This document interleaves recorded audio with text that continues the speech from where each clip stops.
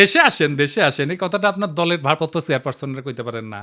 আমি কি দেশে গেলে আমরা প্রাইম মিনিস্টার বানাবেন, ভারপ্রাপ্ত চেয়ারম্যানরা তো প্রাইম মিনিস্টার বানাবেন, আমারা তো বানাবেন না। দেশে আমারে ডাকেন কেন, উনারে ডাকেন। কয়দিন আগে কইছিল না সংস্কার করলে ছুঁড়ে ফেলে দিবি, আবার কি কইছে? আমি কখনো কই নাই। 2 দিনে কথা ঘুরে ফেলছে। কে সোজা হয়ে যায় দেখি চাও কে সোজা হয়। হ্যাঁ, দেশে দাগ ইচ্ছে যে ভাবিচ্ছে যে দেশে গেলে দাবরানি দিবি আমাকে। দাবরানি কেমনে দিবি জানেন?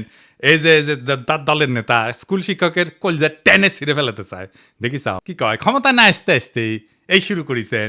ক্ষমতা গেলে কি করবেন এটা পাবলিক জানে। আপনাদের তো উন্নতি হইতেছে না, ক্রমাগত অবনতি হইতেছে। দুঃশাসন শুরু করলে আবার লড়াই শুরু করব। দেশের মানুষকে তো আর অরক্ষিত রাখা যায় না।